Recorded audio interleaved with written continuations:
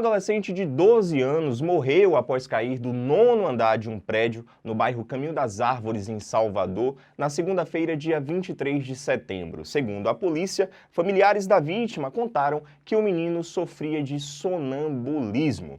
E para falar sobre esse assunto, falar sobre as causas, sobre tratamento do sonambulismo, o BNews recebe hoje o neurologista Saul Veloso. Doutor, seja bem-vindo ao BNews. A gente está aqui para falar sobre esse assunto, que na maioria das vezes é até pouco falado, sobre esse distúrbio, um dos distúrbios do sono, e que chamou a atenção ontem, na verdade na segunda-feira, aqui em Salvador, do caso desse garoto que caiu, caiu do 9º andar do prédio, acabou falecendo, e familiares contaram, como eu já falei aqui, que ele sofria de sonambulismo, que isso pode ter sido uma das causas dessa queda dele do 9º andar do prédio.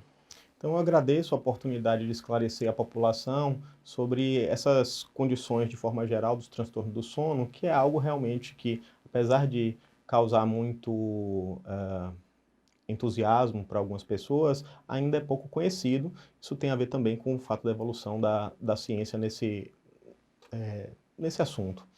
É uma pena que o motivo que teria trazido aqui seja uma tragédia como essa. Eu queria começar tentando falar para as pessoas que a maioria dos casos de sonambulismo não cursam com situações graves como a do garoto. O que acontece exatamente? Uma pessoa pode acordar num período de um sono mais profundo, chamado sono N3 ou não REM 3, que acontece muito mais frequentemente no primeiro terço da noite de sono da pessoa, ou seja, as primeiras 3 horas do sono. Uma pessoa que tem uma situação como essa, a atitude normalmente é tentar conter para que ela não se machuque e tentar, dentro da possibilidade, não sendo agressivo, recolocá-la no leito ou induzi-la a voltar no leito. Ela está suscetível a esses comandos, justamente porque essa área do cérebro da vigília está desligada. Numa situação, numa pessoa num risco iminente, você pode sim agir de forma mais rápida, evitando o acidente, e mesmo que ela acorde, isso não causa nenhum problema maior, que também é um mito que a gente ouve falar bastante. Pois é, o mito de que não se pode acordar uma pessoa sonâmbula, Isso é um mito. É um mito. Não causa nenhum problema na saúde. Porém, ela pode responder a esse estímulo de forma agressiva de volta. Então, é necessário ter contato. Ainda falando nesse caso do garoto, ele tinha 12 anos de idade. Essa é uma faixa etária, onde os casos de sonambulismo são mais comuns, são na infância, adolescência, como é que funciona? Sim, eles começam normalmente na infância, A grande maioria dos casos, quando atinge a puberdade, a idade adulta, isso tende a diminuir com o tempo. Então, se a prevalência gira em torno de 15%, dependendo do estudo, em crianças e adolescentes, já na fase adulta, isso está lá para entre 5% a 2%. Ele diminui bastante. Isso é natural, independentemente do tratamento médico, a tendência é que as pessoas melhorem. Então, sim, é uma época, um momento mais suscetível a criar o sonambulismo. E todos os transtornos que a gente chama de parassonias, que são movimentos complexos relacionados ao sono, é mais frequente nessa idade. Porém, uma outra forma, existem parassonias do sono REM, que essas são mais comuns na idade adulta e nos idosos. Pois é, esse caso que comoveu a todos, que aconteceu aqui em Salvador na segunda-feira, dia 23 de setembro. Um outro caso que é importante frisar, doutor, é o horário. Segundo a polícia, o caso ocorreu por volta das 7 da manhã. Existe algum horário específico que é mais comum para crises de sonambulismo como essa? Ele tem a ver com a fase do sono. Todos nós temos ciclos de sonos que duram 1h30, tá certo? Essa é uma fase do sono que ela está mais ou menos mais evidente no primeiro terço do sono da pessoa, do sono noturno habitualmente, do período maior de sono. Então, esse é um horário mais comum. Então, vamos colocar aqui para a maior parte da população, em torno de 11 horas da noite até 1 hora da manhã, esse é o período mais comum. Existem possibilidades de você ter esse tipo de sono em outros momentos, mas não é tão comum. É muito, muito incomum que num cochilo durante o dia isso aconteça, tá? Esse horário das 7 da manhã, ele é mais frequente no tipo de sono REM, que é uma outra condição, tá? Mas não dá para saber pelo relato que foi dado qual tipo de parassonia esse menino tem. É mais frequente na idade dele o sonambulismo. Entendi. Acredito eu que deve ser muito relativo, mas, doutor, quais são as principais causas, né? E se é que existem essas causas do sonambulismo? A gente tem aqui que separar o sonambulismo condição, que está dentro de um Código Internacional de Doenças, que você não acha causas, exceto por uma base genética, de condições de comportamentos noturnos do sono, que podem ter inúmeras causas. Intoxicações, uso de álcool, mesmo coisas mais simples, como privação de sono pode ser um desencadeante, distúrbio de sono outro, como apneia do sono, alterações do ciclo do sono. Então, são várias condições psiquiátricas podem simular isso. Epilepsia durante o sono pode causar essas questões. Então, por isso que procurar um médico, no caso dele, por exemplo, um pediatra inicialmente, e se o pediatra achar necessário encaminhar para um especialista, é o caminho adequado. Porque é muito difícil para alguém leigo diferenciar aquilo que tem maior gravidade daquilo que não tem gravidade. É isso aí. O BNews entrevista recebendo hoje o médico neurologista Saul Veloso, né, tirando dúvidas aí sobre os distúrbios do sono, mais precisamente sobre o sonambulismo. Doutor, o senhor falou do mito, né, de que não se deve acordar a pessoa, né, isso o senhor já deixou claro que isso é um mito, né, mas quais são os cuidados, né, que as pessoas, quem tem uma pessoa sonâmbula em casa, quais são os cuidados e recomendações, né, que essas pessoas devem ter diante de uma situação dessa? De forma geral, então, no evento foi como eu expliquei, tentar gentilmente conduzir a pessoa novamente ao leito, então tirar ela de uma situação de risco, mas você pode fazer isso de forma mais crônica, que a gente chama de controle ambiental. Numa criança muito pequena, você pode, por exemplo, botar tapetes, tatames, para poder que a criança não caia. Na situação dessa criança, uma rede de segurança, um gradeamento poderia ter evitado um acidente como esse. Você pode trancar portas. É importante lembrar que a pessoa, nesse momento, ela não está completamente ciente das faculdades mentais. Então, se você simplesmente trancar uma porta e tirar a chave, algo que não, deixa de deixar isso automático, que é bater a mão na maçaneta, ele já não é capaz de agir dessa forma, tá certo? Porque no sonambulismo, ele não consegue pensar em meios para conseguir algumas questões. É uma atividade motora quase que automática. Aquelas coisas que a gente faz sem pensar. Andar, você faz sem pensar. Eventualmente, dirigir carro, você pode fazer sem pensar. Comer, você faz também sem pensar. Então, é nessa situação. Então, proteger o ambiente, evitar equipamentos que possam machucá-lo, utilizar gradeamento em locais que são altos, que pode justificar uma queda de altura. E algumas pessoas utilizam vídeos para poder monitorar. Não é exatamente uma recomendação, mas naquelas pessoas que dormem em quarto diferente, pode ser de ajuda para alguns pais. Agora, doutor, falando em relação ao diagnóstico, né? Como é que é feito esse diagnóstico, né? E falar também, é claro, do tratamento, né? Antes do senhor falar, só tem uma informação aqui muito importante, né? O Hospital das Clínicas, aqui em Salvador, é o único que tem um ambulatório, né, do SUS, né, de tratamento para pessoas com distúrbios do sono, né? Isso, doutor. Eu queria que o senhor falasse, né, um pouco, né, de como é feito o diagnóstico, o tratamento e também do tratamento que é feito lá no Hospital das Clínicas. O diagnóstico, ele nem sempre é simples de ser dado, porque você tem que excluir as outras condições. Porém, uma coisa que ajuda muito, que os pais já podem fazer, é gravar um evento. Isso já ajuda ao profissional a perceber essas questões.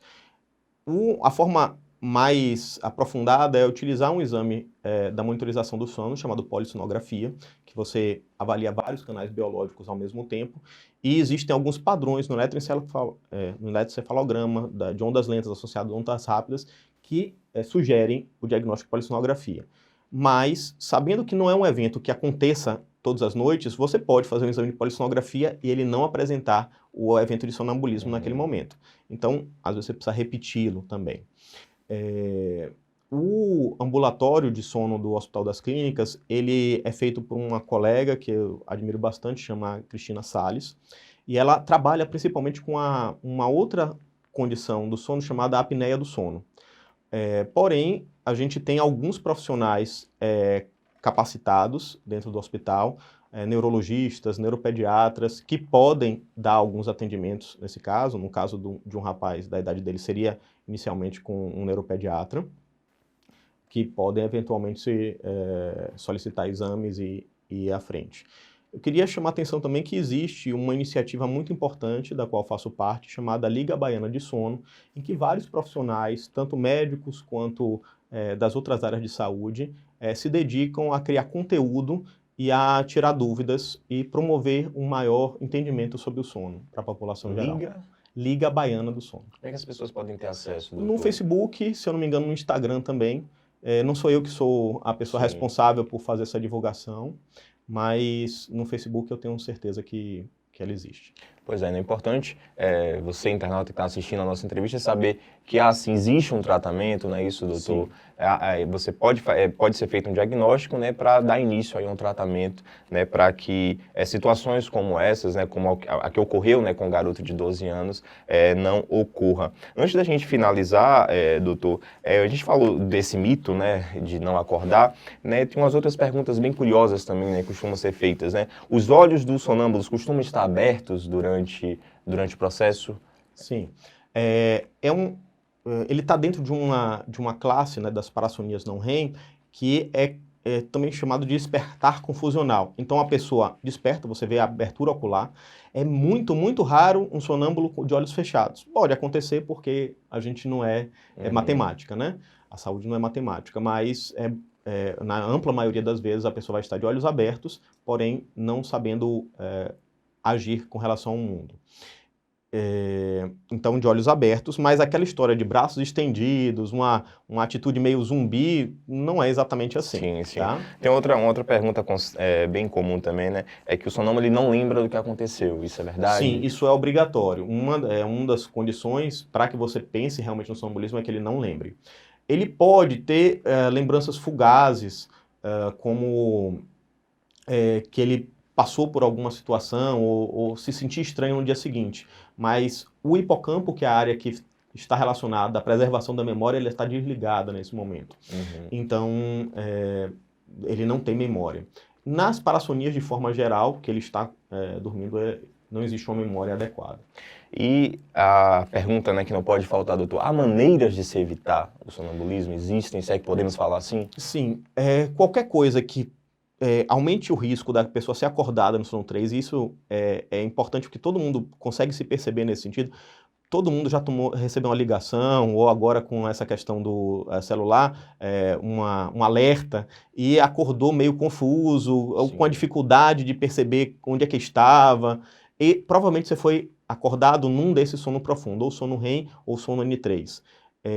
Evitar acordar nesses períodos inibe a condição, porque é sempre um despertar, que pode ser por uma informação intrínseca do corpo da pessoa, a vontade de ir no banheiro, algum tipo de dor, ou um barulho externo, ou mesmo um toque, pode precipitar um evento de sonambulismo. Então, qualquer situação que melhore o ambiente para que isso não aconteça, situações em que a gente esteja privado de sono, porque quando está privado de sono, a gente está privado principalmente do sono N3 e do sono REM. São esses sonos reparadores e que ajudam o cérebro e o corpo de forma geral a funcionar. Então, a privação de sono é uma das questões. Não exatamente sonambulismo, mas comportamentos complexos, como durante a noite, como o uso de álcool ou algumas outras medicações psicotrópicas, também podem levar a movimentos complexos durante o sono, no período do sono. Isso aí, doutor, eu queria agradecer, né, mais uma vez a sua presença aqui no nosso BNews Entrevista para tirar as nossas dúvidas, as minhas, as suas aí também que estão nos assistindo aqui na nossa web TV do BNews, né? Então, só lembrando que o Hospital das Clínicas aqui em Salvador tem um ambulatório lá específico, né, para tratar dessas pessoas que sofrem desses distúrbios do sono. Tem também a Liga Baiana do Sono, também é só procurar lá nas redes sociais. Você, né, que tem alguém em casa, tem um parente, um amigo, é só procurar pesquisar aí na internet que com certeza você vai achar. A gente não recomenda procurar direto o Hospital das Clínicas. Todos os pacientes do Hospital das Clínicas eles são regulados. Então, o caminho é procurar o posto de saúde, e esse posto, a partir de uma solicitação médica, pode ser encaminhado via regulação para o Hospital das Clínicas ou, nesse caso, só no Hospital das Clínicas, mas para outros hospitais que possam atender aquela... Só uma outra dúvida, doutor. Normalmente o médico neurologista é o responsável ou existem... Não é obrigatório. A área do sono é uma área multidisciplinar. Então, médicos de outras áreas, como otorrinolaringologistas, pneumologistas, psiquiatras, pediatras, podem atender ao sono. Essa condição da parassonia, ela mais frequentemente é vista pelos neurologistas. São os profissionais que se sentem mais à vontade, ou eventualmente alguns psiquiatras. Mas qualquer especialista no sono pode tratar uma criança com isso. É isso aí, o importante é procurar a ajuda. A gente fica por aqui e você continue acompanhando as nossas entrevistas aqui no bnews.com.br, o site que mais cresce na Bahia. Tchau, tchau.